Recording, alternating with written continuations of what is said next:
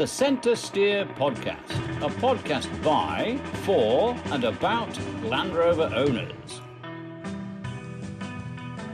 Welcome to the CentreSteer podcast, podcast number 151 for October of 2025.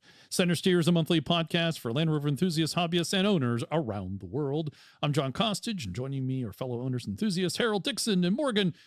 We're all back together, even if we're back together over Zoom. Welcome. Greetings.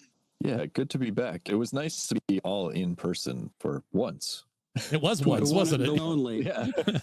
Yeah. Hopefully not the only. I guess I've seen Dixon in person at different events than you two. We were together at the Jubilee, but we didn't do any recording. That is true. Good point. It was a unique thing to be able to sit down and do some recording while we were all in the same corner of the planet. That's right. Yes, I had hit the wall. There is no way I could have done a podcast at the Jubilee. Not going to happen.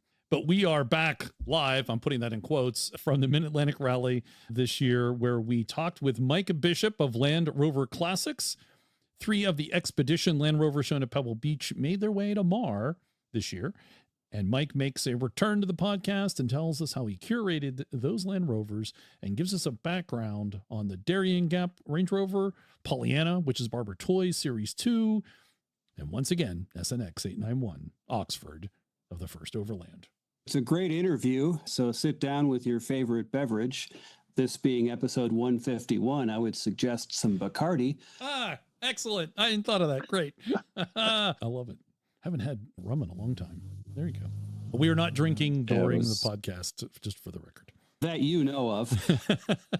Thanks to our Patreon and Buy Me Tea subscribers for their support. Patreon supporters receive bonus content, including 10 questions, our Land Rover-oriented question-answer lightning round. If you're enjoying the podcast, consider directly supporting us through Patreon or Buy Me a Tea or even buying a t-shirt or sticker. Harold is now I am the CentreSteer quartermaster. Thank you very much. Yes. He has all the shirts. And we need to clear out the shirts, so feel free. Buy 1, buy 2, buy 10. The holidays are coming up. And all of them are the perfect trail tone.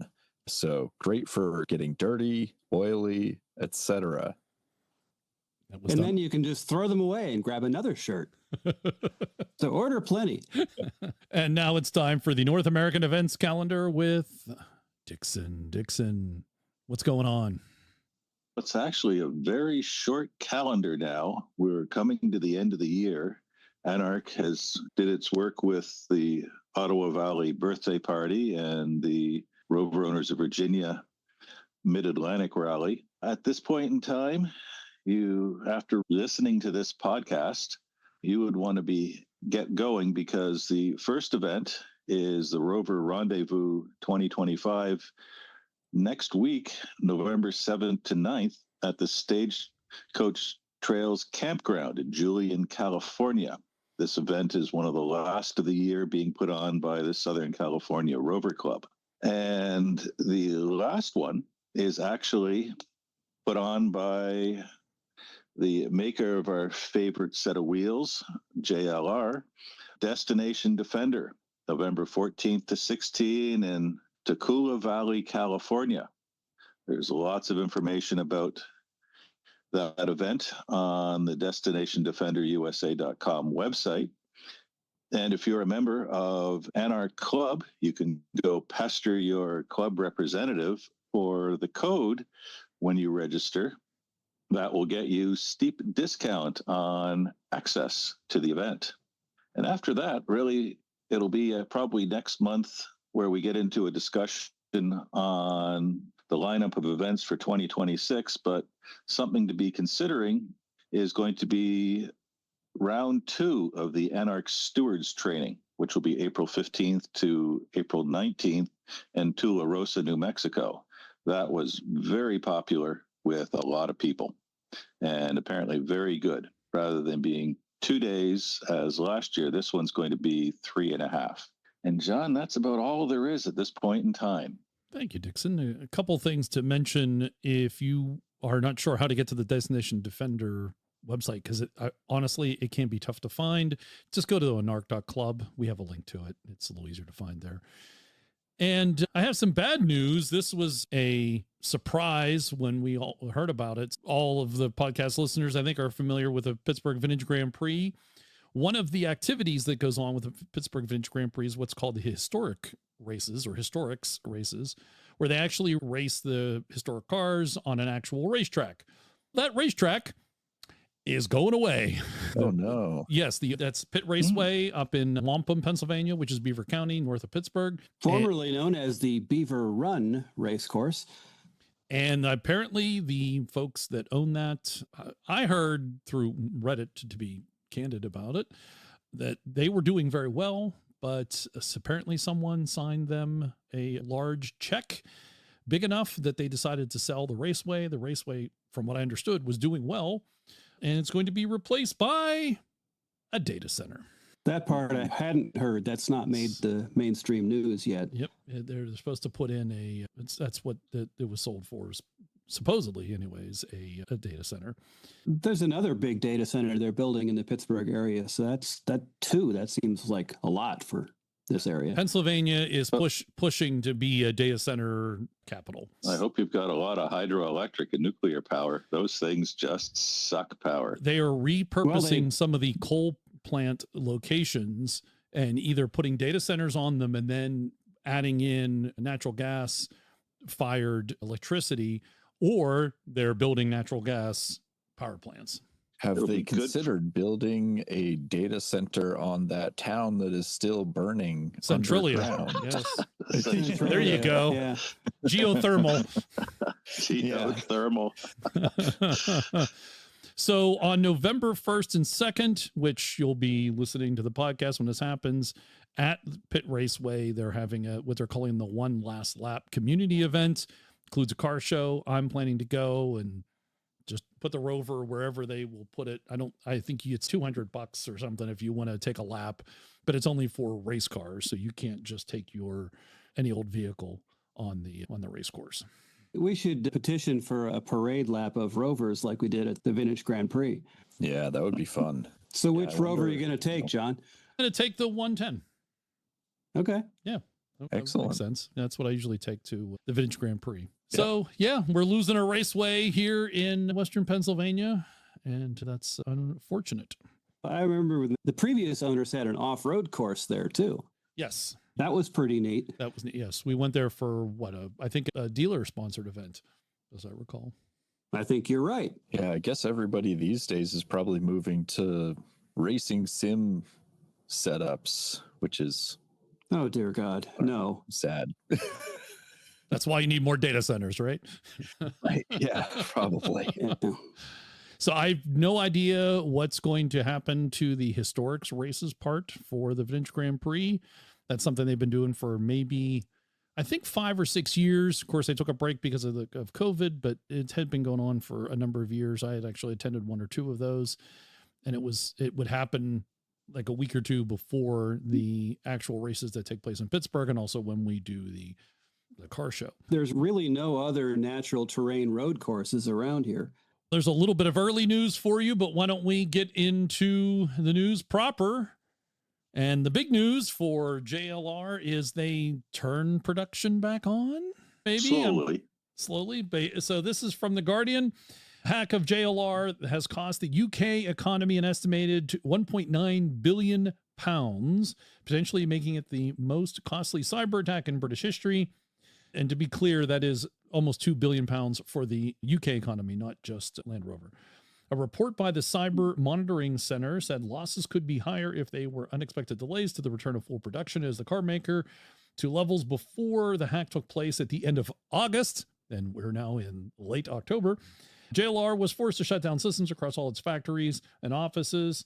The car maker, Britain's biggest automotive employer, only managed a limited restart in early October and is not expected to return to full production until January. As well as crippling JLR, the hack has affected as many as 5,000 organizations across Britain, given the wide extent of the car maker's complex supply chain. While JLR has been able to rely on its large financial buffers, read Tata, small suppliers were immediately forced to lay off thousands of workers and contend with a painful pause in cash flow. A follow-on article from Autoblog talks about exactly what they have brought back up to speed here. JLR has begun its production operations at the Wolverhampton engine facility and the Hams Hall battery plant in the West Midlands. The staff is gradually returning to stamping lines in Castle Bromwich, Howell. Body and paint shops at Solihull followed suit, while full vehicle assembly is ramping up. JLR will soon fire up its overseas operations at the Nitro plant in Slovakia, starting with the Defender and Discovery lines first, and later the Range Rover models at Solihull. The company is yet to confirm when the Hell plant, which makes the Evoque and the Disco Sport, will restart. So no news of any heads on pikes from Tata Consulting Services or Computer Services who enabled this rather embarrassing thing. I did see an article where they were crowing about how proud they were that none of their computer systems went down at JLR or at Marks and Spencer's or the third company that got hacked by the same bunch, all where they were managing their computer systems. But their clients got completely sodomized. Yeah, and it's one of those situations where their computer systems don't seem to have been the targets. It doesn't matter when everything is cloud platforms all linked together if the end computer systems don't necessarily get attacked. Another article here brought up the possible attacker, and this is from Solihull Observer. The British government is now investigating whether Russia was behind a cyber attack on JLR to halt production. Officials familiar with the inquiry confirmed that the possibility of Kremlin involved remains an active line of inquiry, although no final determination has been made. The large-scale breach detected August 31st shut everything down, as we know, disrupting the company's 800 internal computer systems and putting around 200,000 jobs at risk across the whole supply chain. The attack scale and its absence of any ransom demand have led investigators to consider whether it was the work of a hostile state rather than criminal hackers. Team from the Government Communications Headquarters, GCHQ, and the National Cyber Security Center were deployed to JLR, insist in restoring operations and trace the source of the intrusion. The National Crime Agency is also supporting the investigation. It's cute that they're saying that the Russians could be behind it, but to me, being somewhat familiar with the field, it still goes back to the fact that an Israeli firm warned JLR weeks ahead of the hack that they were under attack. They have not responded to any correspondence with this firm, and the complete and utter silence of Tata Computer Services on this hack. As I said at our live broadcast, I would like to go and see British Leyland's IT department put back in charge of JLR's computer systems because, frankly, they would be more reliable and more secure than what Tata has managed for at least 3 British firms. There should be heads on pikes. You're not wrong, but what regulation do they have to follow to make reporting? I don't know what the UK reporting regulations are. Really, it goes back to how the shareholders and so on. Yeah, the shareholder is Tata. And also, if you when you see that individual shareholders too, also because the UK government's involved in the investigation, I suspect that the UK government's probably don't say a word, because we're investigating. We want to track this down and see who it is, because you've almost £2 billion worth of damage to the entire economy. So it may or may not be a nation state, but I can see them telling Tata and JLR just keep quiet for now. If someone reads the NIST, ITSG guidance and so on, you can keep criminals out. If a nation state wants to get into your systems, unless it's offline with no connections to the internet, they can get in. It's the way you define threat levels. If it's the Russians, sure, they could have done it any time, and they're probably in many other companies too. But do they want to go disrupt production of various firms? Arguable. Yeah. Did we see an uptick in sales of the 4-wheel drive Ladas? I don't know. I didn't check. Or was Russia potentially annoyed that companies had pulled out of Russia, and then this was just a soft target that the easiest one they could find? Well, at least you said soft. Or they just want to mess with the British economy because they think that the UK is one of their big enemies now. And besides, the Chinese have taken over our systems. So yeah, you might as well have the Russians take over the British. Yeah. And I'm sure that the general silence on the Tata side of things is just because they do own both companies and they probably want to keep all the heads on pikes internal. They're probably in private lobbies. No, JLR is British, so they remember the old slogan from The Prisoner. Questions are a burden on others, answers a prison for oneself. They're saying nothing because it won't make them any better off. So far, all of these numbers are really only regarding the damage to the UK economy, and they haven't even started the factories back up overseas yet.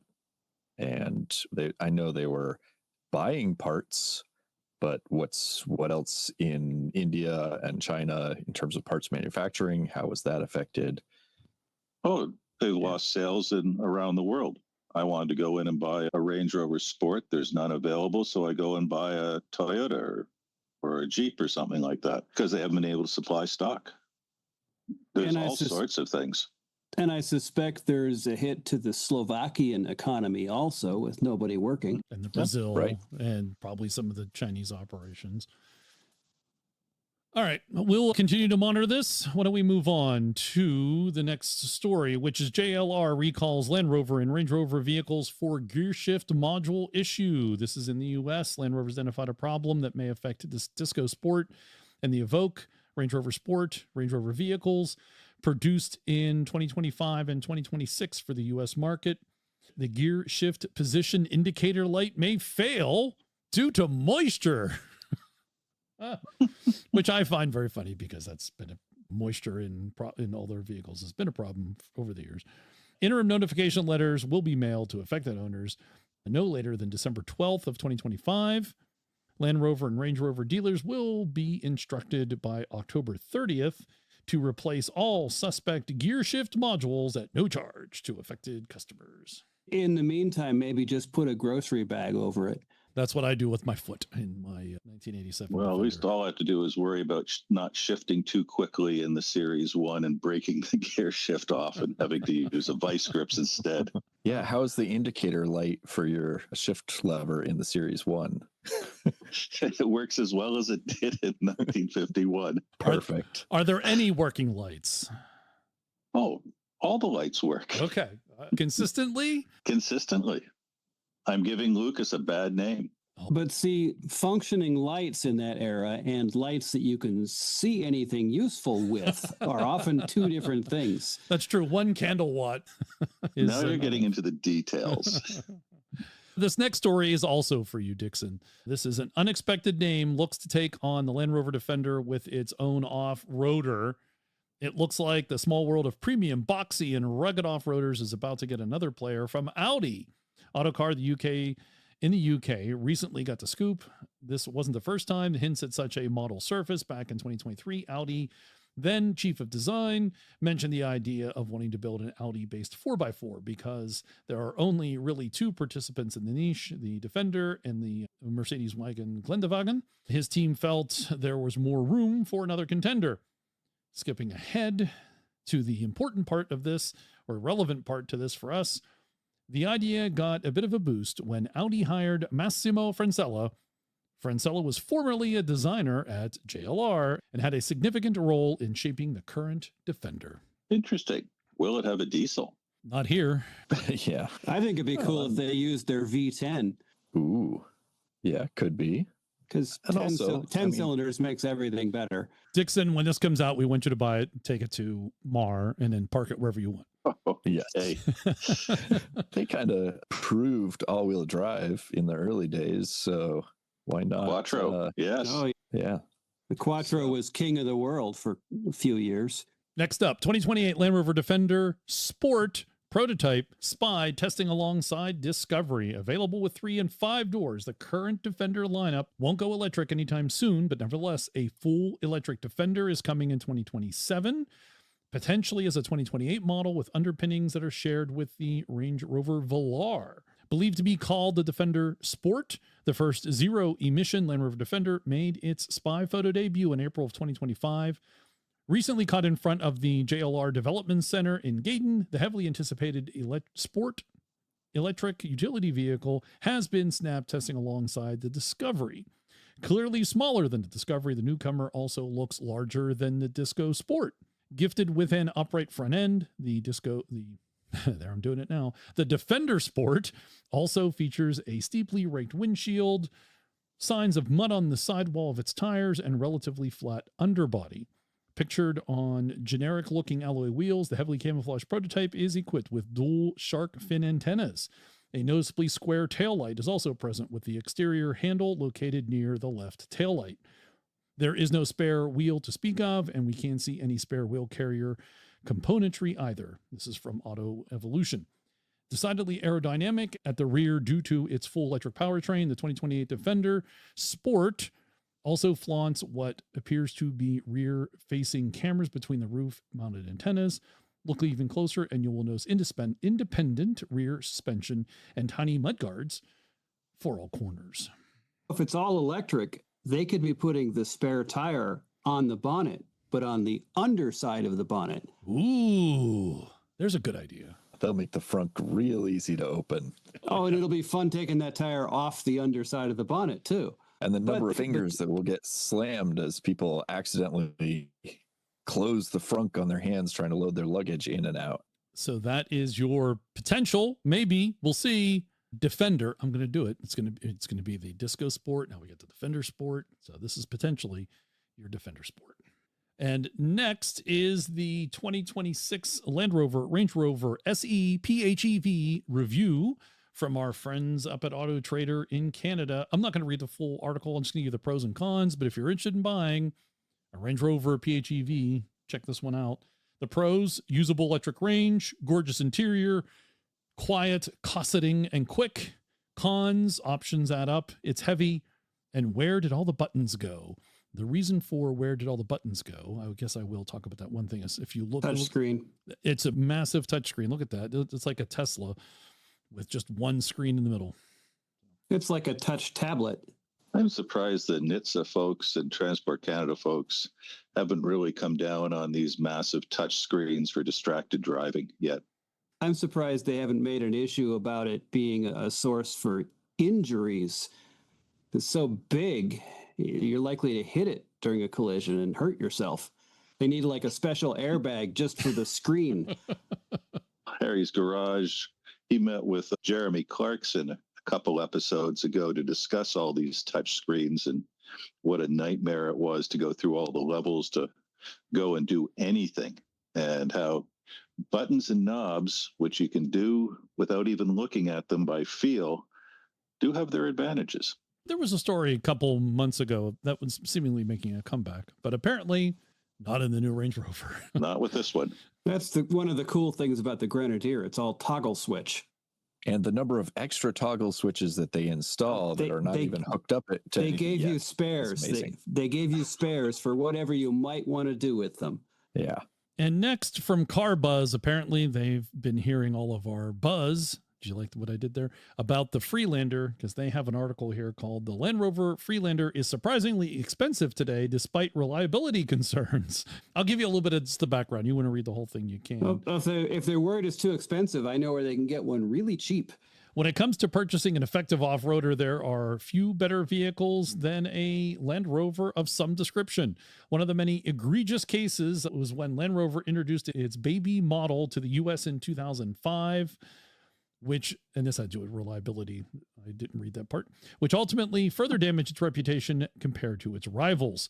This piece examines the background of the pre-facelift first-generation Land Rover Freelander, as well as the current cost of a used version in 2025. The model's checkered reliability history is also investigated. I will let you read if you want to know more about the background, but I'm going to skip ahead here to what everybody likes to know about, which is the Freelander's powertrain proved problematic. So there's a couple. Really? Yeah, for those who don't know all the problems, this was a good summary of all that. The Freelander's biggest shortcomings could be found with its engine and gearbox.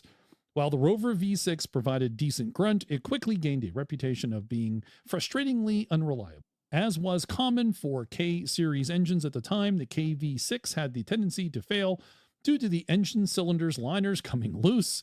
The components were glued in place, which would eventually fail, causing them to be ingested into the unit.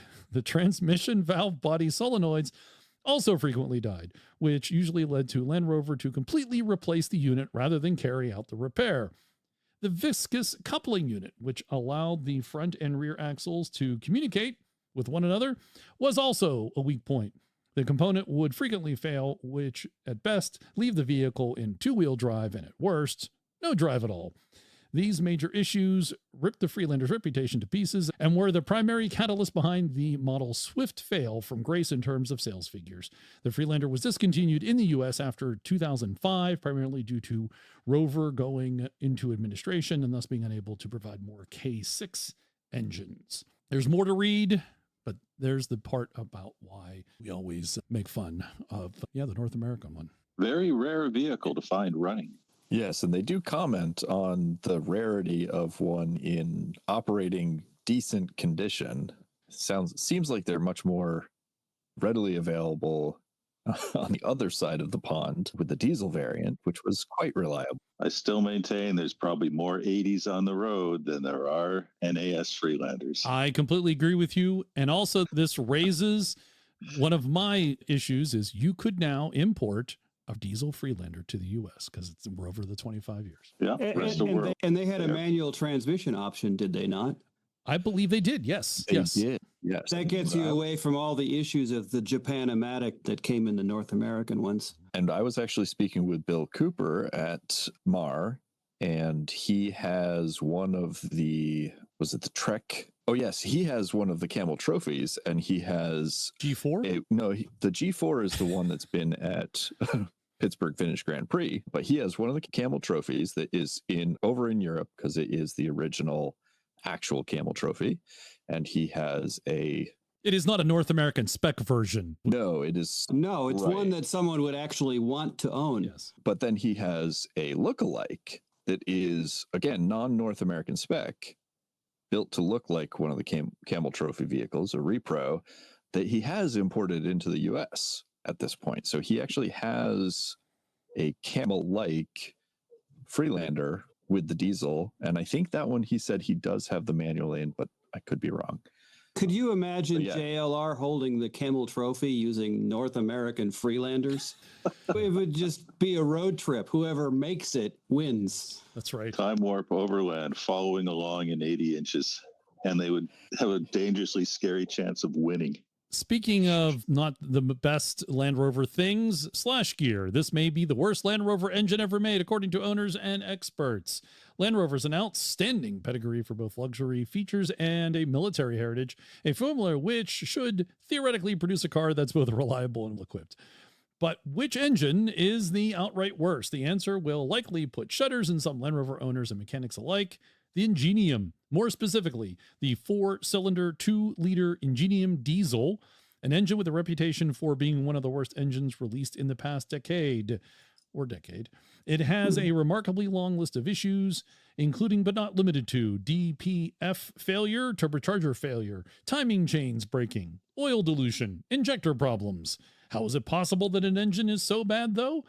It is the fault of the engine itself, some sort of manufacturing or quality control bug, or is its reputation under-deserved? Of course, not everyone will have a negative experience with a 2-liter diesel Ingenium. Like most engines, all these require is careful maintenance and the sensitivity to certain conditions which may cause problems like the infamous DPF regeneration failure. The Ingenium diesel is one of the most hated 4-cylinder of the modern era, or just modern engines in general, and perhaps superseded by the legendary EcoBoost with a wet timing belt. The Ingenium's design faces a similar issue, timing chain that prematurely fails, representing the most vital of all its problems.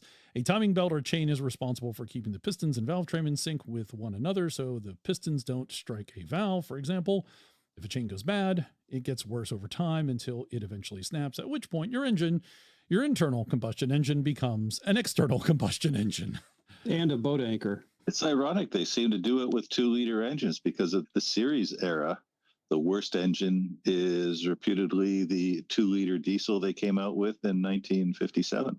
But in the interim between the Series 1 era and the modern era, the king of the losers was a 2.5-liter engine.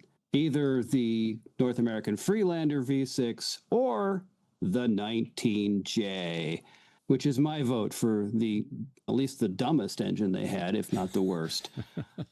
Why is it the dumbest? It's just, it has no power. And the 2.5 naturally aspirated diesel had not enough power to get out of its own way, but at least it would run forever that way.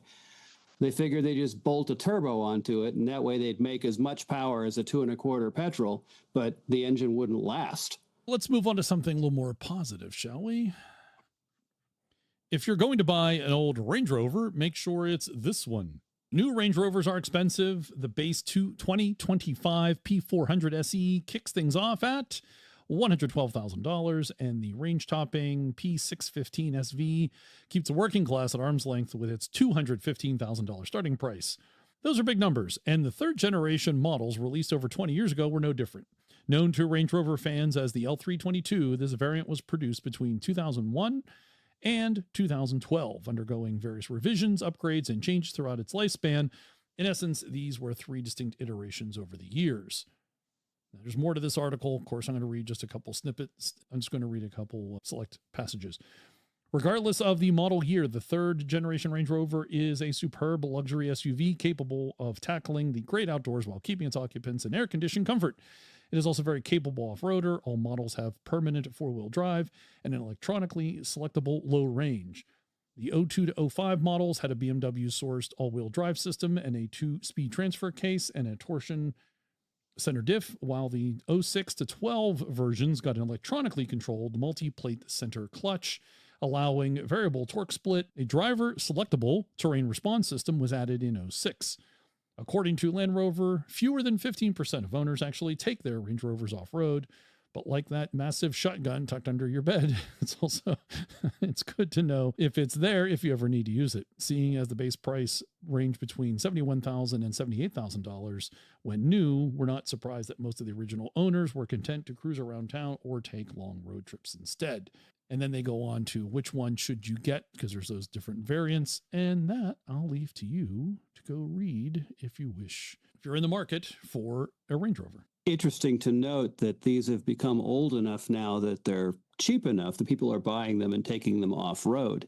And then they are discovering that the alternator, which is mounted at the bottom of the engine, is the first thing to get submerged when you go through water. Alternators do not like being submerged.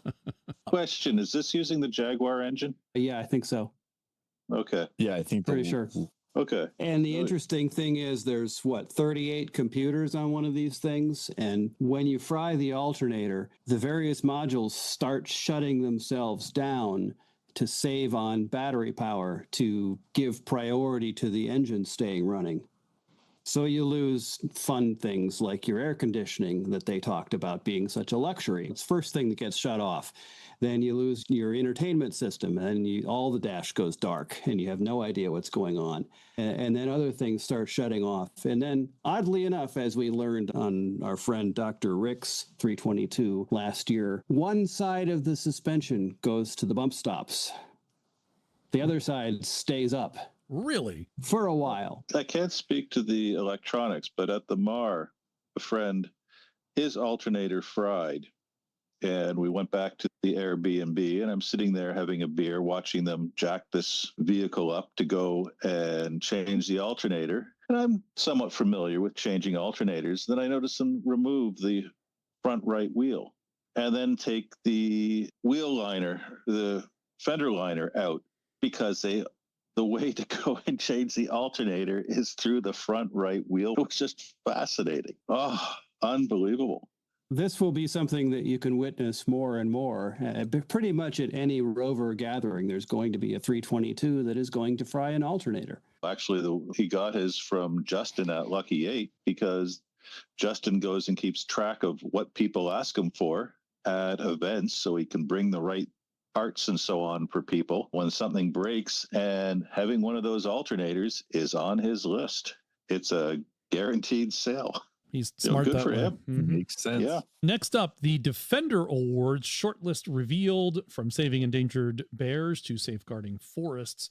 I don't recall hearing about the Defender Awards. This is different than the Defender Service Awards, because the Defender Service Awards are North American. I think Defender Awards are worldwide. I think the Defender Service Awards are just the North American variant of the Defender Awards. Yes, I think you're right based on the details here. So let's read those. Original British adventure brand Defender, we don't say Land Rover now, has revealed its shortlist for the inaugural Defender Awards. The international initiative was launched in April to recognize and reward local conservation and humanitarian heroes across 4 categories in the UK, France, Germany, Italy, Australia, Japan, and South Africa. So I think you're right, Harold. Winning entries will each receive a tough and capable Defender 4x4 to help support their vital work, a £100,000 bursary, and mentoring support from a community of experts. The short list of 56 projects ranges from wildlife conservation and protection projects to a skin cancer checking program in Australia for remote and at-risk communities. The Defender Awards sees the brand extend its long-established support for conservation and humanitarian causes following 70 years of partnership with the British Red Cross and 20 years of collaboration with African conservation charity Tusk.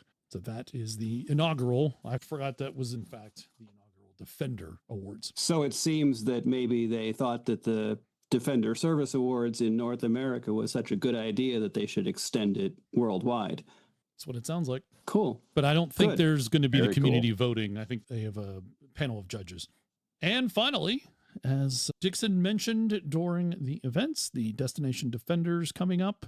This one will take place November 14th to the 16th in Temecula, California. The events taking place there, if this interests you, it is a music and adventure festival for those who embrace the impossible. Destination Defender takes over Temecula from November 14th to the 16th, a weekend packed with off-road challenges, outdoor adventure, wellness experiences, and exclusive programs that celebrate the Defender lifestyle. Enthusiasts put their skills to test on a rugged off-road trail designed to showcase Defender's brand's renowned capability. American race driver Sarah Price shares her experiences as a member of the 2026 Defender Dakar Rally team, considered the most challenging race in the world. A curated display of historic Land Rovers vehicles entitled The Great Expeditions pays homage to incredible expedition stories. And Defender Service Award winners are revealed during a celebratory dinner on Saturday, honoring organizations make a difference in their communities. It sounds like that's another opportunity for you to see these expedition vehicles if you didn't see them at Mar or Pebble Beach prior. And if you're interested in going to Destination Defender, go and harass your local club executives. For members of any of the Anarch clubs, there is a discount code to apply when you go to get your tickets. And if I recall correctly, for previous Destination Defenders, it got you free entry into the event. I presume it is probably the same for this one too. It's a pretty nice deal. And finally, we should talk about the Rebel Rally. There was an excellent showing of Land Rovers at the Rebel Rally. Our friends over at the Underpowered Hour were in support of Team 155, which is Jenna Fribley and Eliza Barris. And they did an excellent job. They came in 11th overall. It's outstanding. Which was the top placing Land Rover. Absolutely. And if you want to know more about what happened on the Rebel Rally for Jenna and Liza, you need to go over and listen to the Underpower Hour, because understandably, they're talking to them about the Rebel Rally. It would be pretty bad form for them not to. Yes, they can eventually talk to us, I'm sure, but talking with those guys first makes a lots of sense. And congratulations to them. And also congratulations as we scan through the list here to see the other. There was in 37th place, Pam Wright and Dana Benyo had a 93 Defender 110 NAS North American version. Next was 45th place, Stephanie Kowal and Avis Cook in a 2024 Defender. We'll assume it's a 110. In 48th place, there was Marie Reyes and Jen Lee in an 01 Disco 2. Immediately followed by 49th place in a new Defender 90, Laura Henson and Holly Cloud. And finally, there was a 2000 Disco 2. Laura Stacy and Sydney Ewers came in 59th out of 60 participants. Congratulations to everyone who participated, and thanks for showing the Land Rover flag at the Rebelle Rally. It's interesting seeing that the Disco 2 is still a competitive vehicle in something like this. Yeah. There was more than one. There was what, 2, 3? Is that right? I think so, yeah. 1, 2. Yeah. I think there was 3, yeah. And then there was an LR4 in there. That was good. I think Karen and Dana, I believe have competed several times with that. Congratulations once again to the Rebelle Rally participants. All of them, no matter what you drove, and a special shout out to the Land Rover ladies for participating. All right, that is the news for October of 2025. And now welcome to the CentreSteer podcast, making your return, triumphant return. Mike Bishop, we're here live at MAR 2025. Welcome back, Mike. Thank you very much. So what's happened in the last 10 years? I don't know where to start. It's been a pretty incredible journey, and it's hard to believe it's 10 years. It's been 10 years. 10 years. It's crazy. Because you wrote the book, They Found Our Engineer. Correct. The book's still available, and you can get signed copies here at MAR, which is really nice. But you're now part of Defender Classics, which is a Land Rover joint. Yeah, Land Rover Classics. So Land Rover Classics, sorry. Yeah, so when old Defender stopped production, and that's when we last spoke, and I was involved in that museum side of the experience and everything at Solihull with Land Rover experience and the tour that went on there.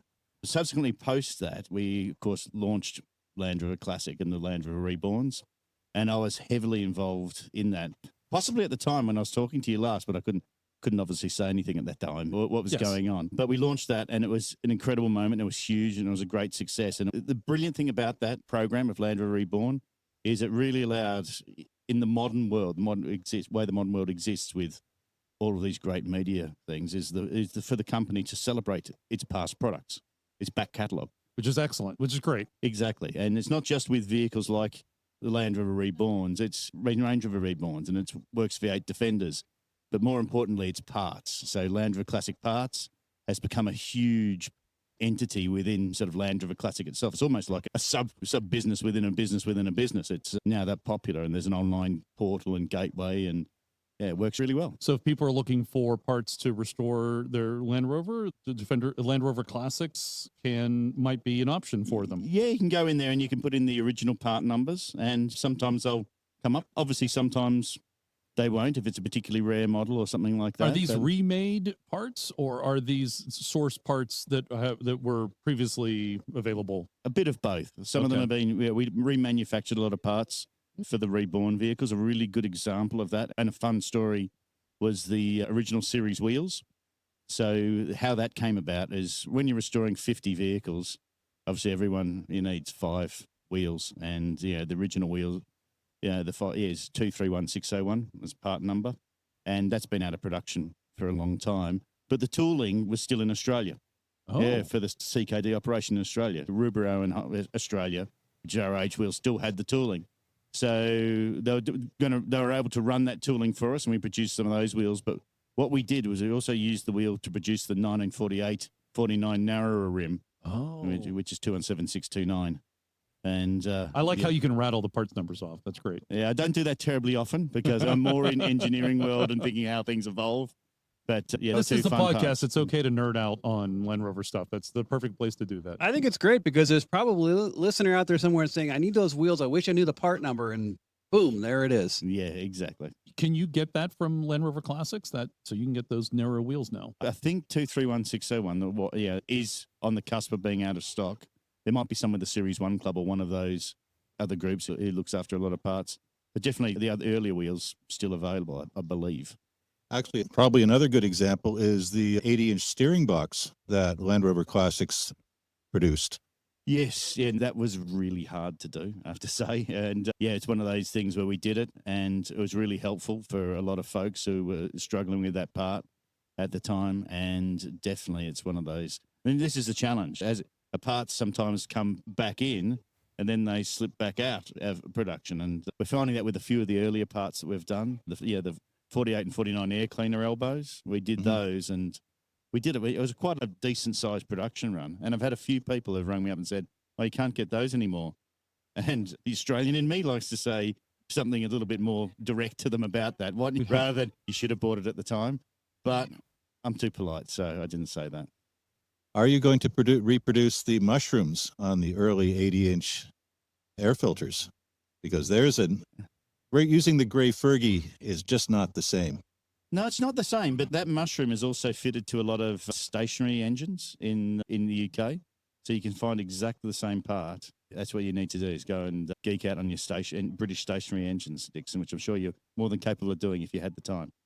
Oh, dear. Another rabbit hole to go down. Yeah, brilliant. A new collection to start, too, maybe. Yeah, definitely. He's the right man for the job. What about the Defender bulkheads? Because aren't those unobtainium for a good period of time? Is that something? Am I misunderstanding? In the aftermarket, there's lots of options. None of them really stellar, but Yeah, it depends on which era you're exactly talking about. I think the solution is, depending on what market you're in, what country, where you are, there's various solutions available, but there isn't necessarily one solution, is there? And that's the thing, yeah. Are folks able to make requests for parts to come back, or is that not something? The best example of, and it's a Jaguar part, not a Land Rover part, of how difficult some of these things are, is the XJS headlight, which is that big oval headlight. Yes. Yeah, and it's a unique shape, and XJSs aren't that valuable. It's a little bit like Land Rovers, and that's not necessarily plentiful anymore either. Exactly. And so if you want a set of those headlights, yeah, they're expensive. And of course, you have to have them. It's not something you can just get away with, some little switch or put in a toggle switch or whatever. You have to have them. But the tooling to make, because it's a specific part and specific tooling, and it has to be hard tooling. You can't cheat with that glass. No? Yeah, they're expensive. So the business case doesn't work, and that the headlights will be too expensive to warrant for the value of the vehicle. So there are some business cases where you look at it and it doesn't work at the moment, and we just hope that there will be some kind of clever technology change in tooling or whatever, so parts like that and other parts suddenly become easier. I'm glad Land Rover is doing this, because the ability to get at least any part that couldn't be available, I think it's excellent. I'm glad they're supporting the community through Land Rover Classic. Yeah, thank you. And Land Rover Classics is responsible for bringing in some special vehicles here to North America, and they started out at Pebble Beach. And can you tell us about how that came about? Yeah, so this year we decided to follow up with last year's massive success of 10 Land Rovers of the late Queen, with 10 Land Rovers from expeditions. And it's a theme that we put at Pebble Beach. And Pebble Beach, they're really great people, and they're very aware that as generationally, as people are moving through, that not everybody who's young coming through today are really going to be into 1930s Bugattis and stuff like that. They're very exotic cars, but they're very niche, and they're in a world which, probably is totally inaccessible. And so bringing in vehicles which are more modern was the idea. And what a better place to do it than with Land Rovers. And firstly, of the Queen, which were awesome. But secondly, this was a really fun one to do, was the expedition vehicles, which I had the privilege to curate with a few people at the office, and really fun to do. And That's three of them are here. How do we get that job? That sounds like a really fun job, man.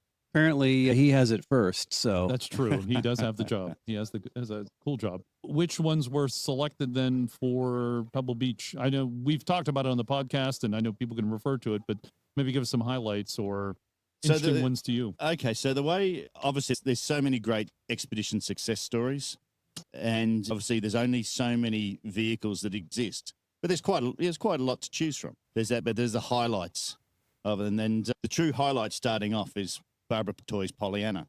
And yes, there were some expeditions before that. There was a guy called Colonel LeBlanc who worked for the company in setting up sales in the Middle East and Africa. And the expedition he did, they were company supported. So what I wanted to do in this selection of vehicles and this curation was be inspired by people who've just gone out to do it themselves. And yes, they've probably got at some point some support, like the Oxford and Cambridge expeditions and stuff, but they have been driven to do it themselves. And it's been an amateur event rather than something which is professional driving or that kind of thing. Went down that avenue. Equally, I wanted it so the vehicles had a common theme within promotion, be it they had a book or a movie. Also, being here in North America, I wanted each one of them to have a theme of the Americas, be it North, Central, or South. Right. And then bring it in generationally. There was a guy in the 1950s who was the head press officer, Gethin Bradley. And Gethin was an Oxford and Cambridge student on the African expedition, which was before First Overland. And he became the PR man, and he introduced like the template of how Land Rover does that expedition sort of event from the First Overland event until Darien. The interesting thing about Barbara Toy is she went and did it beforehand, but fitted into that. And at the end, Gethin was having her into the fold as one of the expedition set.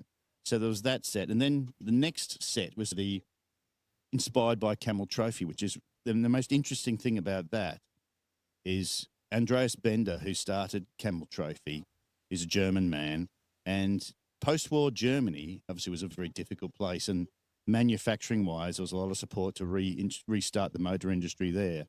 And, of course, people had to buy locally produced cars. There wasn't so many imported cars. So all those guys were, of course, looking at all these incredible expeditions of the 1950s and 60s in Germany going, I'd love to do that.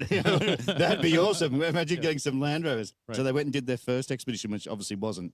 But then they came into it, and it got that Land Rover presence. And as we all know, it came so big, people didn't even realise it was related to a tobacco company.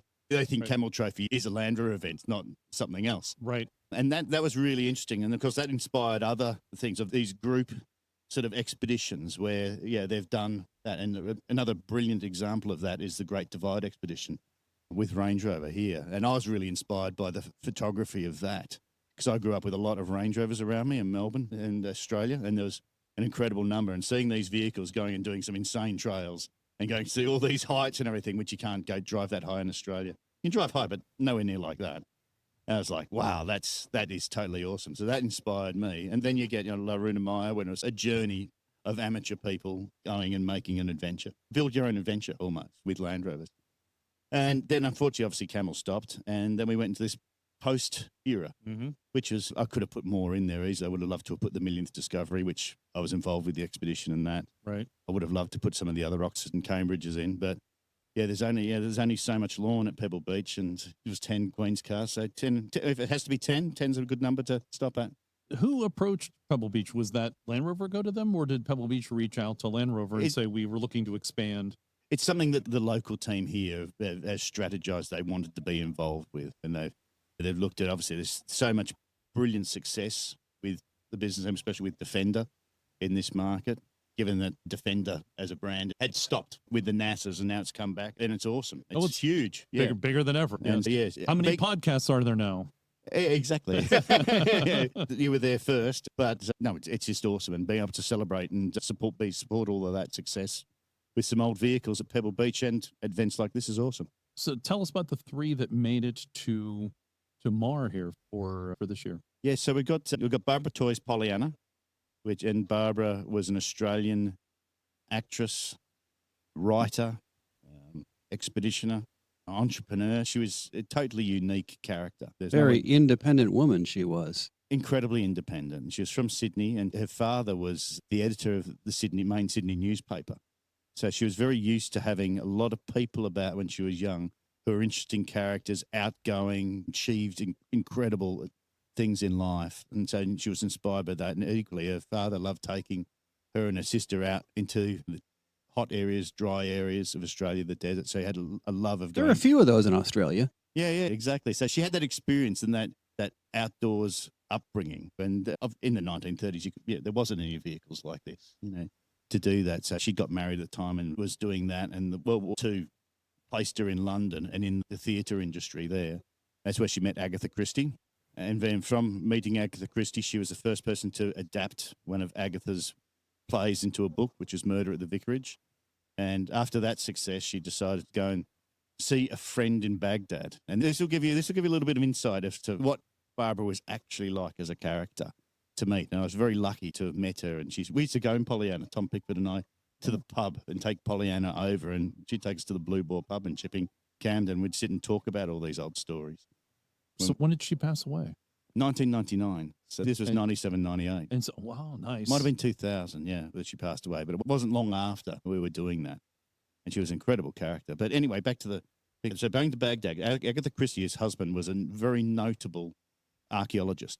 And he was in northern Iraq digging out some of these incredible tombs, old buildings, plinths, all this kind of stuff that you read about in antiquity. And this is insane.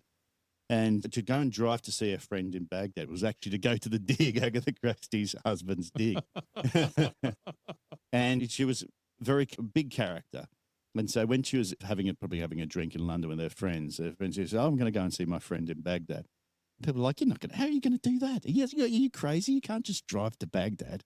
And if you said it today, it's hard to drive there. You still would be considered crazy. Yeah, exactly. It's hard to do these things. And she said, no, I'm going to do it, being Australian. Yeah, I'm doing it. And she went and bought a Land Rover from the local London dealer, Henley's. And Pollyanna was just a demonstrator at Henley's in London. And she went and bought Pollyanna, shipped it to Gibraltar, and then from Gibraltar went into North Africa and drove across the top of Libya into Egypt to Cairo, and then from Cairo across to Baghdad. And whilst she was doing all of this, in Northern Africa in those days, there's a lot of people cleaning up after the Second World War. And everyone she ran into, they called her a fool. They're like, what are you doing, you silly fool? And she wrote her first book called A Fool on Wheels. As a bit of a play on that. And right. Yeah. And so she just went out there and did that. And that was that first book. How long did it take her? Do you know, or how many miles? She had the luxury of being able to take her time and write a story and go and see things and explore and do that. So it wasn't this sort of rushed 2 weeks or anything, or like First Overland where they were racing time to try and get there. She could take her time and enjoy herself. What modifications, if any, did she make to Pollyanna? At first, nothing. There was no modifications.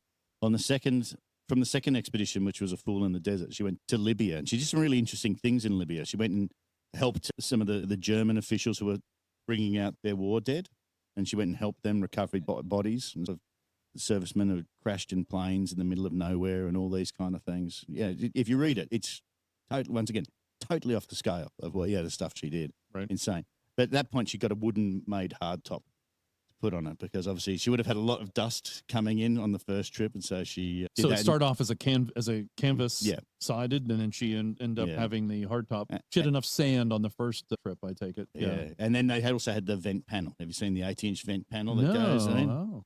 Yeah, he knows what the vent panel is, don't you? Yeah, so, okay. So if you really get into the geekery of there's a service bulletin in 1949, which introduces the vents. And people of course, get really excited about the vents on their Defenders, don't they? Because they pop over in there from 1954 onwards. They're split, aren't they, in two? So they split, and then they eventually, by Puma, they disappear. Right. And people get really upset. By but they don't realise in 48 and early 49, there was no vent. So this big wide vent was introduced. And it does one of two things, a great airflow, but it also diffuses the vortex behind the car. So the air comes through, and where there's low pressure, it puts pressure inside. So not so much dust gets sucked into the back of the vehicle. But it does allow in water. Just throwing that out, when it rains, my foot gets extra wet. So. Not as much as the windshield wets in. Yes. No. Fair. And you don't expect this? I didn't say didn't expect it.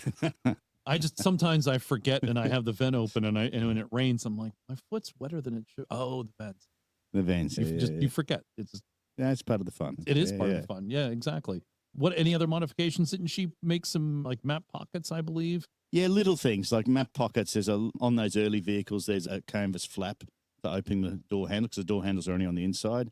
And so she replaced the canvas flap with this little crude little metal flap, I think. Yeah, metal flap and a lock, just an old symbols drawer lock kind of thing, which is still there, and a couple of little sort of turnover sort of pieces of metal that hold the perspex windows shut.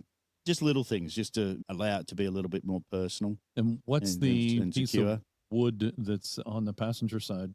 Yeah, so on the inside of the sort of the dash fascia, there's a little box for medical supplies. There's these little ornamental clog type things, which are hers, and a whistle. And then there's this stick, which is a stick for chasing off people who are getting in her way. Bandits. Bandits. Yeah. No, but when you go into if you go into these places and people get very excited by something unusual turning up, of course they run around and they cover the vehicle, and it was And she was only a very tiny, petite woman. Oh, yeah. Yeah. So it was a good thing to have so she could chase people away or just shoo them a little bit. And so she wrote a number of books, Mm. and we know that they are no longer, most of them are no longer in print. There may be some efforts underway to see about possibly maybe getting them reprinted, at least one of them that I'm aware of. NARC is trying to pick up on that. One of them has been actually reprinted, and there's discussions ongoing to go and print a couple more of them. The issue is with the copyright holder. Correct, yeah. So but there has been another book published recently about her life, which is called The Three Lives of Barbara Toy. Oh, yeah. I don't think I knew about that one. Okay. Unfortunately, we gave a whole heap out at Pebble Beach, and I've had a look. Then there's none left in Pollyanna. Unfortunately, I'd give you a copy. But that goes through her whole life, which she did early days when she got married, anything from the highs and lows to the complications around when she and her husband, they didn't intentionally split. He wanted to go back home, or his mother wanted him to go back home when the war started, and nobody thought the Second World War was going to go on for so long or be quite as brutal as it was. So she was like, no, I'm going to stay in London. So that's when they split unintentionally. And so there was obviously a lot of, later in her life, there was a lot of complications because he was a bit older than her and he passed away. So, yeah, there's all this background stuff, which is quite fascinating, especially you read that book and you read one of her. So when I was coming out to Pebble Beach, I was reading Three Lives of Barbara Toy about, Columbus was right when she was arriving in San Francisco. And you read the book and the passages, and she comes down, she drives down through Carmel in California, right where Pebble Beach is and all that. And it's all very cheery and everything, but she's going down to LA, and that's where one of the things she has to do there is sort out her husband's estate. Oh. So all the letters to her mother and everything are quite, she's quite concerned about that. So that's to do the two books at once is a really interesting thing to do. Yeah, so I'd highly recommend if you can actually get a copy of one of the books. Yeah, you can get a copy of The Three Lives of Barbara Toy and read them in order or together. Right. Fascinating. So she came through the United States too, right? Yeah. I found that quite amusing because a few publications had said Pollyanna's debut in North America, and I was like, It's not the debut. No. Haven't you read Columbus Was Right, everybody? Yeah, no. So Pollyanna's been here before. Yeah. And then the other famous Land Rover of certainly Series 1s is Oxford. Oxford has made its return engagement to the United States. Yeah, so having Oxford back here, and I know everyone was super excited about that. And there was a bit of a difficult time, COVID, when it came here before. So some people got to see it and enjoy it, some people didn't. So to bring it back as part of this overall set and celebrate it as holistically as all of the expeditions, and this is how it fits in, I think was a really fun thing to do. And obviously people just all over it and in awe of it. So fun to have it back. I saw Oxford the first time and I enjoyed it. So it's like an old friend has returned. Yeah, exactly. There's a lot of people who've been like that. And there was this incredible moment at Pebble Beach. There was this guy who hadn't seen Oxford in that initial event here. And he found out about it just on the Sunday. And he got online, got himself a ticket to Pebble Beach, drove down. He was north of San Francisco or something. So he committed. I'm coming down, I'm doing it. And he turns up in the afternoon. He was there and you could see he was starting to get emotional and that. And we don't want people, obviously. We understand people are very passionate about the cars, but you've got someone sobbing beside us. Like, you touch it all you want, but don't get your tears on it. Yeah. And so we sat him in it, and then he wanted to go underneath and get a drop of oil and put it on his copy of First Overland and do all this fun stuff. Great. I have a pinch of mud from Oxford in my collection at the shop. Yeah, exactly that kind of thing. So that was charming, very touching. That you can inspire people to do that. What was his connection? Did he read First Overland as a kid?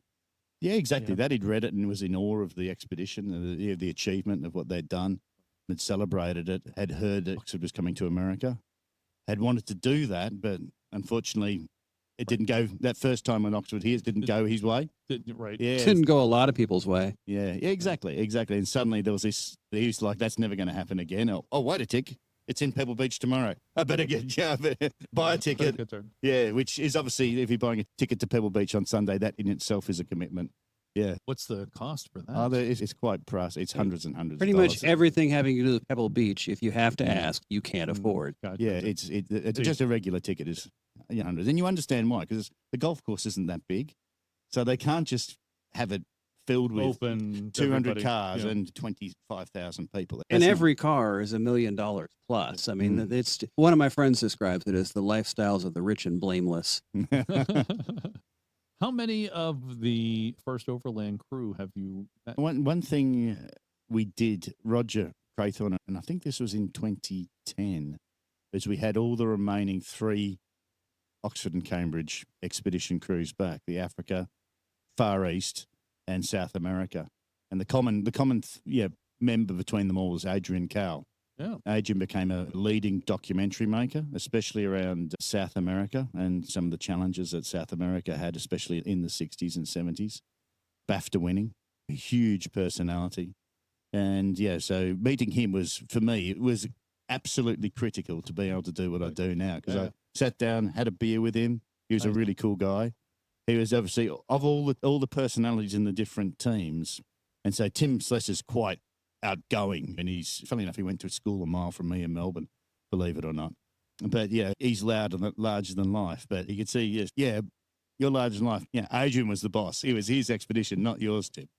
And then, yeah, so that was really the dynamic of all those. So Adrian was more of a driver of those expeditions? Oh, yeah. It was, Adrian did set up the first one. His parents were missionaries in China, and he went to school in Australia. Tim went to school in Australia. The photographer for the African expedition, he was another Australian. So I got you can see there was a lot. Yes. I got on with these guys pretty well. Right. It was quite surprised by that. And yeah, it was an incredible thing to do, to have them all together and to learn each one. Any interesting stories from Adrian that are not generally public?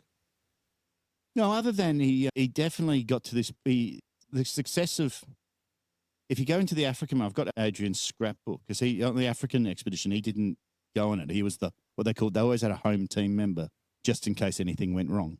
And so for Africa, he was the home team. And he collected up all the press cuttings, which Gethin Bradley sent back to him, because Gethin got all the media done in market and the photography and that, and then sent the press releases and everything and press cuttings back to Adrian, and Adrian could release the press releases in there. And once they'd done all, that's what sort of gave them the success and the repeatability of the expedition for First Overland. First Overland, it really wouldn't have happened if it wasn't for the African expedition. So they had all the process set. And with the African expedition, one of the members, their father happened to be one of the rover agent in Hong Kong. And so, yeah, when they turned up as a bunch of uni students to a manufacturer and said, "Can we have 2 cars for free?" Of course, the manufacturer said, like any manufacturer would be, "No, you're only uni students. No, you can't do that." But once they'd successfully completed the first event, and then Gethin went and worked as a press officer for Land Rover for 55. Of course, it was suddenly easy then. They could get the cars, they could do this, they could show the media success of Africa and repeat it for First Overland. They had a fraternity brother, so to speak, in the organization. Exactly. That's the best way of putting it. Is that the Trans-Africa trip? Is that the one you're talking about? Yeah. And then there was an American team member called Buzz DeBorn Piggott. Oh. And Buzz was on the start of First Overland. He went from London across. They stopped somewhere in Germany or something like that. And yeah, when you actually, it's a typical thing. Never get the full truth get in front of a good story. Right. But when you have them all there and together, it goes, oh yeah, this happened and that happened. And Adam Bennett's got a photo of the cars leaving London, and you can see one of the Africa cars at the back. Oh. Yeah, but you talk to Tim, and he's, no, it had nothing to do with that. You go, come on, Tim. You can try and bend my arm only so much. Yeah. So really, as you're saying, without the Trans-Africa trip, then First Overland wouldn't have happened, because they had that, as you said, process, and they had shown that it could be done. Yeah, they could deliver. And then on the third one, Adrian and Gus, I think he'd done 2 successful boys' own adventures. This is really the top gear of its time. Oh, yeah. Okay. He'd done it twice, hadn't he? He'd done it twice, yeah. And so they were wanting to do, they started off, we'll do it again, but get a little bit more serious in the South American one. And then he ran into the Villalobos brothers, who were famous in South America for when they were building, I don't know terribly much about this, but when they were going in and they were creating Brasilia, there was basically the 1950s ways of doing things. You go into with a whole pile of bulldozers and you bulldoze everything flat. Right. Yeah. Rainforest be damned. And he came across this, and they were looking and saying there must be a better way of doing this, and he got involved with them and looking at that and critiquing that, I suppose, is the best way of putting it. Whereas the others just kept going. And so Adrian left mid-expedition. Nice. Yeah, Nice. Yeah. Anyway, and that's why they teetered out, because they lost their head man. Yeah. So you had the first overland across Africa, then the one across Asia, and then they did it in South America. Yeah. Did that lead into eventually the Darien Gap expedition, where Rover decided they wanted to go from South America all the way to North America? Yeah, I think that definitely had an influence on the Cambridge trip. And the one thing was different about that expedition is it's sponsored by the Duke of Edinburgh. To do that, they'd written to him, and two of the students were very interested in animal husbandry, which is caring for animals, especially in South America, where you got some Australia or here, you got massive ranches, thousands of head of cattle. How did they do it? How did they maintain it? And so they wanted to go and study that, and they got a scholarship from the Duke to go and achieve that. But equally, yes, I think they wanted reading, and I haven't ever spoken to any of them, but reading between the lines in the interviews. Yeah, they wanted, young guys, they wanted a bit of an adventure as well.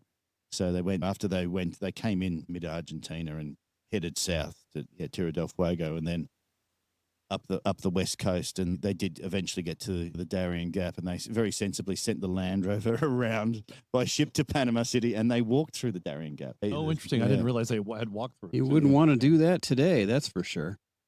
No, so it's interesting. Once again, it's an interesting way of doing it. But from an expedition point of view, yeah, completed it. They completed that bit on foot. Yeah. Yep, did it their way. They did it their way. So that was good. And the other cool thing was, of course, and unfortunately I didn't capture this at the time because I was just so busy. Because we had an Oxford and a Cambridge. They weren't the two. Yeah, but we did have at Pebble Beach an Oxford and a Cambridge. Yeah, but from different expeditions. Yeah, from different expeditions. Yeah.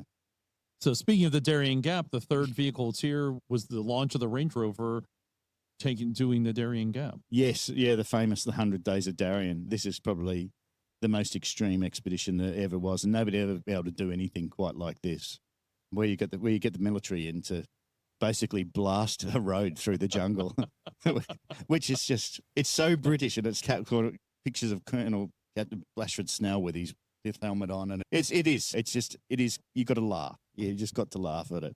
Yeah, and then obviously it went horribly wrong because they overloaded the vehicle. So they arrived in Alaska, and they drove down and basically got to Panama City, and that's when the military got involved, and they got to the road and started. Who started it? Was this a Land Rover then had gotten some guys to? The idea was, and this has been a constant theme, as a new product comes out, we've got to show that it's just as off-road worthy as the previous product. Or perhaps better. Yeah, or perhaps better, but it's coming. So when you see a Range Rover that era, it's got that by Land Rover oval. So that's giving it its provenance, credibility, and everything. Of course, everybody in those days were like, oh, this isn't going to work. It's too modern. They're very critical. So, yeah, go and send it into the middle of the jungle in Central America and prove that it's worthy.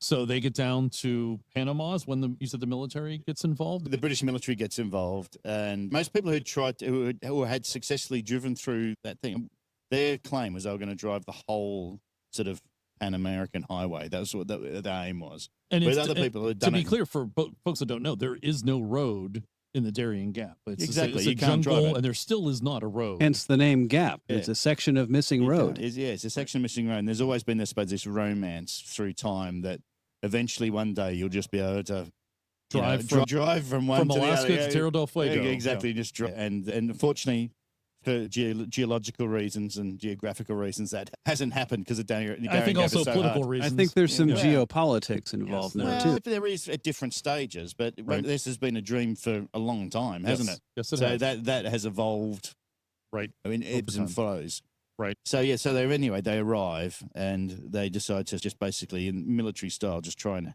hack, blast, cut their way and cut a road through the jungle. And they go ahead and they blast out riverbeds with dynamite, and they do all this extreme stuff. 2,300 cans of beer, God knows how many cartons of cigarettes, helicopters lifting in, full axles and everything as they overload the vehicles and started to break them. And that's, of course, when it started to go horribly wrong because the vehicles were heavily overloaded. They put in these massive flotation tires, which were snapping axle shafts. And you got to remember, Colonel Blashford Snell was from the engineers, and the rest of the team were from the Lancers, who were the tank regiment. So you can understand why they were overloading the vehicles, but yeah. They were on a mission, and they were going to get the mission done, but they weren't going to deliver it doing it that way. So they called the factory, got hold of Jeff Miller, who's a program engineer of Range Rover, and he very quickly realised what was going wrong, and he just got a Range Rover and overloaded it in the jungle track and started, funny enough, breaking things. And so he flew out and joined the expedition and was like, he made sure that they lightened up the vehicles, put some standard road-style wheels with some heavy 750 off-road tyres onto them, and they started to actually make some progress then through. They also got themselves a Series 2A88, which they named Pathfinder to help hack their way through. They found locally. Yeah, they found Yes. locally. And some of the favourite photos that expedition people always say not of just the Range Rovers going through and going on their ladders up riverbeds, but also this little 88 just pounding its way with the four-party through the jungle. And it's unfortunately that vehicle's, nobody knows where it is. Oh, it's disappeared. No, and there's a few guys who follow that because there's got like all of these great stories, there's a little sub-story to this. And the winch and the wheels and tyres on that were used from another vehicle, which a specialist who knows the Darien Gap had, and they'd employed him to come in. And as they required this other vehicle, he used the winch and tyres from his vehicle. So the winch and the tyres and the wheels exist, but the 88 itself, I assume it was just sold off in Bogota as a beaten-up Land Rover to a farmer. But we don't know. It could be there. It could have been parted out and is now keeping several trucks on the go. I can tell you, I bet knowing how strong this community is around the world, there'll be somebody who knows. Who might know? Yeah, exactly. There yeah. will be. There'll be someone who, oh, yeah, my dad parted that out, or it's under my grandmother's house, or you're like, oh, it's a chicken coop now. It's a chicken coop now, or whatever it is. Yeah. So did the two Range Rovers, did they actually complete that journey? Yeah. Okay. Yeah, they completed that journey, and they went back to the factory, and they were scrutinized heavily, but they're generally still in the form that they were. Especially this one's which was the lead car. You go into it, they always consider this car the lead car, and the Dunsfold car the second car. It's like a car one and a car two. I don't know really how you can grade them. I've looked at it and gone and critique that and say, is that fair? Is it not fair? And that right. And I think it is, because the other car, as it was coming down, it had a road accident, and I think it had to have the hood changed or something like that. People, when it got back, the one that's more original is the one we've got. Okay. From the British Motor Museum. Oh, and that's where it is now. It now lives with the British Motor Museum? Yeah, it very rarely comes out. So we were very lucky to have it here. Very lucky to have it here. Yeah. Very lucky to see it driving. Like I hadn't seen it driving in 11 years. I got to ride in it. Yeah, exactly. I got a little ride. That was very exciting. Yeah, it's and we will never hear the end of that. Nope, not at all. No. Exactly. No. It's excellent. It's excellent. Are there vehicles that you wanted to have as part of this visit that didn't make it?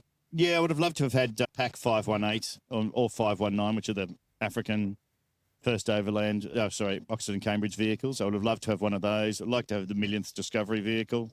There's probably some others I can think of I could have easily written in, but it gets to a point where you got to have a line somewhere. You got to have a line somewhere, and that set worked. And Land Rover Classics, they make the logistics of this all happen, make sure the vehicles are here, get them transported, because it's not cheap. No, that's a commitment in itself, and it's really good that the local team are so behind supporting the current brands with the great legacy that the glorious back catalogue of Land Rover has. Yes, exactly. Yeah. We're incredibly lucky to have them here too, to get to see them in person in the rain. Yeah, this was a big undertaking. The Royal vehicles that we did previously, the 10 Royal vehicles, they were quite easy to get hold of because you just get them. Most of them came from the British Motor Museum, so you just arranged for all of them to come. Whereas this one, I had to get that one from here and that one from there and ring up this person and that. And then obviously the Royal and Diplomatic Department were able to give us all the stories of the Royal vehicles just on a platter. They already have them. Yes. They already have them. Whereas these, some of my colleagues and I were up very late, writing copy, rewriting copy, making sure it was good, it was the point. And that's why if you look at the little plaques, they've got a QR code. As I was giving this to the printers, they were like, we can't fit all this text on a little plaque out the front of the vehicle. So why don't we do a QR code thing? And I was like, yeah, that's the way to do it. For more information. For more information about Barbara or Darien or Camel. Yeah, the fun thing about the Camel trophy we had on that event was it was the Camel, the penultimate Camel with the Freelander. Mm-hmm. And they also had a Defender. Each team had a Defender. So that was the US team Defender. I put in subtleties like that into nice. Those Defenders are support vehicles. Yeah, they were also part of the competition, though, as well, because you had to. The unusual thing about that Camel Trophy, it wasn't just a drive from A to B. It was almost a little bit like a round-robin car club event. You had to drive here and do this and pick up this piece of information and get that checkpoint, and the Defender was involved in that process, even though most of it was the driving elements were for the Freelander. The Defender was for the more adventurous parts. So if you wanted to use the canoe or whatever, or the skis, and that, you use the Defender to get to that location and do that. Yeah, it's a little more of that lifestyle, activity driven. Yeah, it was a different way. It was a good way of doing it. I think. I've just been to the Camel Trophy 45th event at Eastner, and that was really interesting because you had all the old team members there, and passion still ran high, and that was interesting in itself. You've probably got a whole week of probably a year of podcasts just in that alone, because people were going through, and understandably, my era of Camel Trophy was better than your era of Camel Trophy, but I think if you look at it holistically, the event had to evolve in some way, and I think they probably did the right thing and stop. They got it from that to that, and then if it had to stop, that's how it stopped. What's the future for Land Rover Classics? There's going to be more activity like this next year in North America? I hope so. Possibly, I can't tell you anything at the moment. Sort of, I've got it in my little ether spinning around. So hopefully all the cards land the right way, but we'll see. But I'm back at UK. We've got all the Works V8s, which are the 2.2 era Defenders, which we convert to a V8, which was a model that was going to come out in the end of Defender production, but didn't. So this is a remanufactured vehicle we do. Unfortunately, not available in North America at the moment, but technically will be available next year in Canada because they've got the 15-year rule. Right. Yeah. We got to wait 10 more years. Yeah. Also, you've got the rule of the vehicle has to come in with its original drivetrain, which they don't have. Okay. Yeah, so we can send a Works V8, and they're fairly confident. Anyway, that's by the by. Right. Yeah, we've got that program going, and my baby in that program was the Isla edition, which was the celebrating Land Rover's name's birthplace. Right. Yeah, for the 75th, and so at the moment we're looking and saying we've done some great vehicles. We've done the bespokes. We've recently done a Churchill edition, which came from Emil Frey, who has the original Churchill car. Where do we go next? What do we do next? Yeah, you tell us what's next. That's the interesting thing. That's the interesting thing, yeah. Yes. Are there plans for the 80th, Land Rover's 80th? Any thoughts to that? I've got a few thoughts. Yeah. Obviously, there's the main one at the moment people are starting to ask me about is my home country, Australia, what we do there and everything, and I'm really behind that. Obviously, the great thing about North America is that there's events like this that happen year in, year out. But that doesn't happen in Australia. It's every 3 years or 5 years and everything because you just don't have the size of the community. Yeah, so there's that. Work-wise, they won't really think about it because they think the cycle plans really stick to 1 year. Right. Obviously, people are well aware that it's there, but obviously we're just celebrating Octas at the moment. So it's great to see 3 Octas here. There's 3 Octas. 3 Octas. It's insane. They are insane vehicles. They absolutely are. Yeah, they're a huge part of the future. What are you driving right now? Yeah, so I don't think I've added to my collection since. No, I haven't added. Definitely haven't added to the collection. Okay. Yeah, since from a personal point of view, since we last spoke, it's hard to when you've had 60 Land Rovers, it's hard to personally to equate that what's come and what's gone.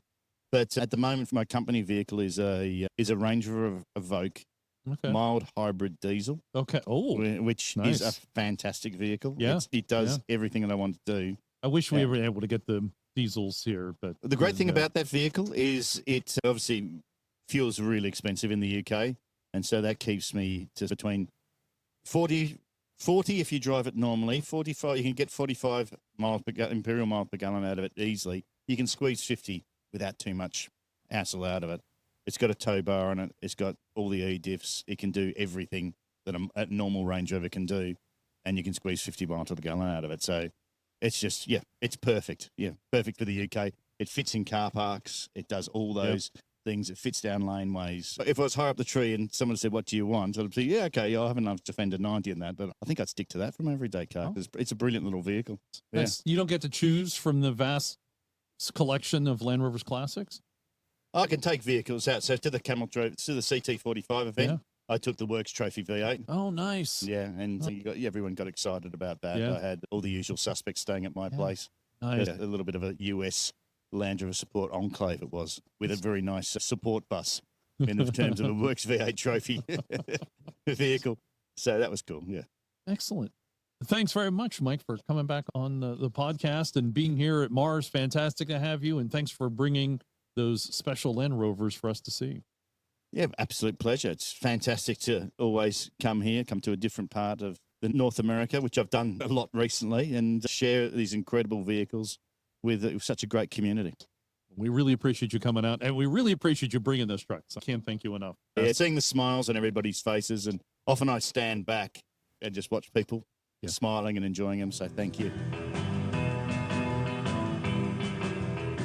That's another wrap from Mar. We hope you enjoyed show number 151. Now it's time, if you haven't, finish that bottle of Bacardi rum. Hopefully you were not driving and listening to the podcast and drinking the Bacardi. Please don't do that. And thanks to our guest this month, Mike Bishop of Land Rover Classics. And thanks to the One True Packs for continued production support, because he had to do a number on the live recordings, because when we were talking to Mike Bishop, it turns out it was Children's Hour at Mar. Yes. There was a little bit of background noise. Yes, he was able to clean things up, and I know he told me that myself and Mike, we were situated in such a way they didn't hear a lot of the children, but you other guys, he had to do a little cleanup there, extra work, so that it came out pieces. The levels are not going to be equal. We were live at Mar. Yeah, do what you got to do when you're out in the wilderness. Yes, and we greatly appreciate his work making us sound better. And thanks to you guys, as always, coming on, helping out. Appreciate it, gents. Oh, you're welcome. Always a pleasure. $10 is $10. See, I thought you maybe throw in a free Bacardi fifth. Nah, it's a little more than $10. We post a new podcast at the end of every month. Our website is CentreSteer.com, has all our shows you can listen to, and show notes with links to the stories we discussed in today's podcast. You can directly support the podcast at patreon.com/CentreSteer. You can buy a t-shirt, a sticker, or even buy us a tea/brown water. Visit our website for all those details. Thank you for listening. We'd love to hear from you and what you're up to in your Land Rover. On behalf of the entire North American crew here at the CentreSteer podcast, I'd like to thank you for listening today. We know you have a choice when it comes to your podcasting content, and we do appreciate your choosing us. Please take a moment to look around you for any personal items you may be leaving behind, especially in the overhead bins. Remember, some items may have shifted during the show. Please watch your step, especially if you've been enjoying the Bacardi, and you may now resume your important things.